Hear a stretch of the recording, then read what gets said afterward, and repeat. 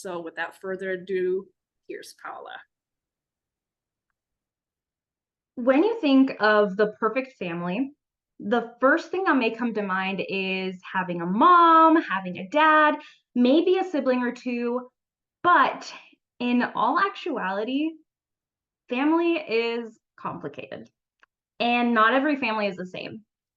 My mom decided to make it super difficult for me because she decided I needed not one, not two, not even three, but four fatherly figures in my life. This is what my direct family tree looks like. The X's represent my mom's previous relationships with my fatherly figures. And so, as you can see, you have me, you have my biological dad. He ended up getting married to someone else and having a daughter that I have actually yet to meet. Then there's my dad, not dad. He's the guy that stepped up when my mom was pregnant with me and ended up marrying her, and I ended up getting his last name. But that relationship did not work out for a lot of reasons. And then if you take a look over here, we have my ex-stepdad. He is the one I've known for the majority of my life. And as you can see, he and my mom ended up having two other daughters. And I don't refer to them as my half sisters because to me, they simply are my sisters. And I've known them since birth, and that's just how that's always been. Lastly, there is my current stepdad. He and my mom started dating in 2020, so much later into my adult years. But they got married in 2023. And funny enough, I've actually known his kids since fifth grade. It's crazy how life works out that way. But for this story, I'm going to make it super simple for you guys. This is my complicated family tree that I had known growing up as a little kid. I knew I had three dads. I had my biological dad, my dad, not dad, and my ex stepdad. And for someone who had all of this family and all of these connections, I struggled a lot with my sense of belonging. One thing people may not realize, and if you do realize it, you may relate to this pain that I felt growing up. But having a different dad or parental figure as your siblings means you get treated differently, whether you realize it and whether you like it or not. And as soon as I understood the reality of my fatherly family tree, I felt like a constant reject and like I had to fend for myself. And we're not even going to talk about when my sisters realized I had a different dad because that's a whole other story. And sometimes you simply can't help this complicated family tree because you can't help the family that you were born into. You'll have to book me for your event to get the full story, but long story short, all three of these men held a big part in my identity crisis. My ex stepdad, I had known him since I was 3 years old. And in all honesty, my mom, my sisters, and I felt like that perfect family dynamic that I had described at the very beginning of this presentation. I felt like this was just absolutely perfect. And I actually did call my ex stepdad dad for the longest time. And he did promise me that he would change my last name just so I could fit that perfect family dynamic. And around third grade was when he oddly confided in me, telling me that he couldn't wait to divorce my mom. By divorcing my mom, by default, he was also trying to divorce me and get rid of me. And that absolutely destroyed me, coming from someone that I thought was my dad. And after the divorce, he would emphasize the fact that I was not his daughter, not his. Now we have my dad, not dad. He constantly walked in and out of my life. And to put this into perspective, he would promise me that I can come to him for help, and then he would completely ghost me when I actually did ask for help. And to this day, we still don't talk. Then there is my biological dad.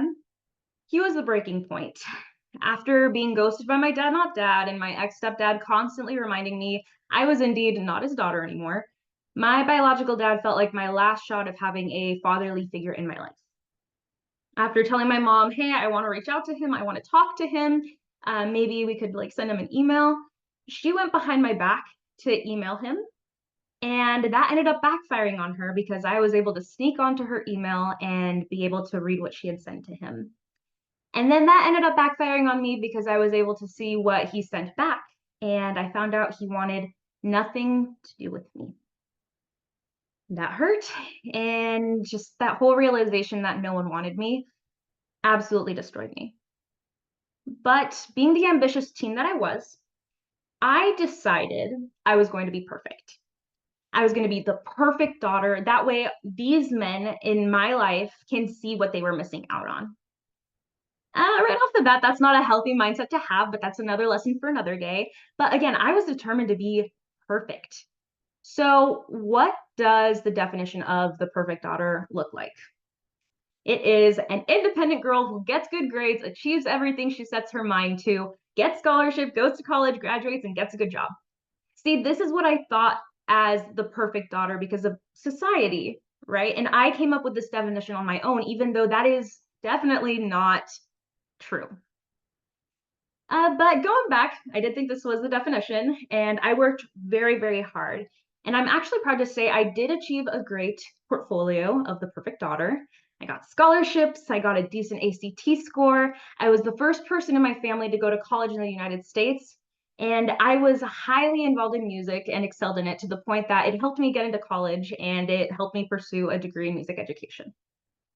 And I did receive a lot of scholarships, and thankfully, I had guidance when it came to figuring out how I was going to make college affordable. My high school had a college counselor, and honestly, that is not something a lot of schools offer, and I wish they did because that truly helped me move forward into my education. One scholarship opportunity that I was the most excited about was an exclusive band scholarship that was only available for a single senior at my high school worth $10,000. So if you can think of it like probably over 100 band members, and if you take 25%, like 25 of them would be seniors. So doing the math, it seems like the odds would be in my favor. Very high chance of getting that $10,000 scholarship. And I felt like I was a shoe-in. I was highly involved in the arts, got amazing ratings at competitions, held many leadership roles, including drum major, and of course, I treated the man moms with respect, which is a must. So imagine my surprise when I get called on stage for the $10,000 scholarship, only to look down at my big check and see a grand total of $500. Yeah, that hurt too.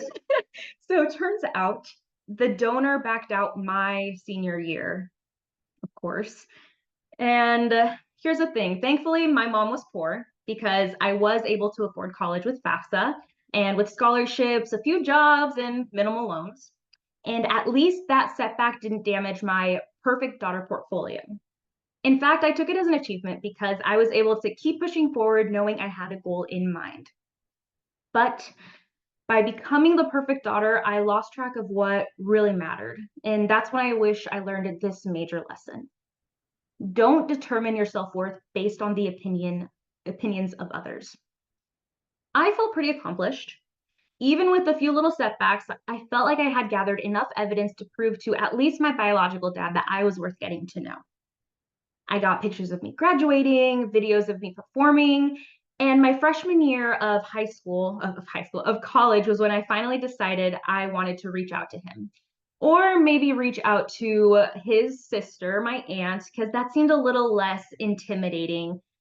Because he had already rejected me, maybe I could just segue my way into getting to know him through talking to her. But anyway, that was the plan. I went home my birthday weekend and I decided to tell my little sister about my plan. And we were in the Chick-fil-A drive-through when I told her all about it. She turned to me and she says, "Wait, did mom tell you?" Tell me what? Um, your dad died. You've got to be kidding me. It took a lot out of me to not start bawling in the drive-through of the Chick-fil-A trying to order my chicken sandwich with no pickles, but I held it together and I just felt at a loss because the whole point of me growing my perfect daughter portfolio was to show off and prove to my dad that I was worth it. I was worth getting to know. And he had the audacity to die before I could even prove it.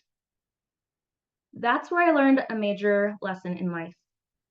Whatever you decide to do with your life, make sure you're doing it because it is what you want. You create your own reality. At that point in my life, I had a huge identity crisis. Everything I was working for, was it truly what I wanted for myself, or was it all because I was busy people pleasing? Raise your hand if you've ever caught yourself just fixed on everyone else's agenda but your own.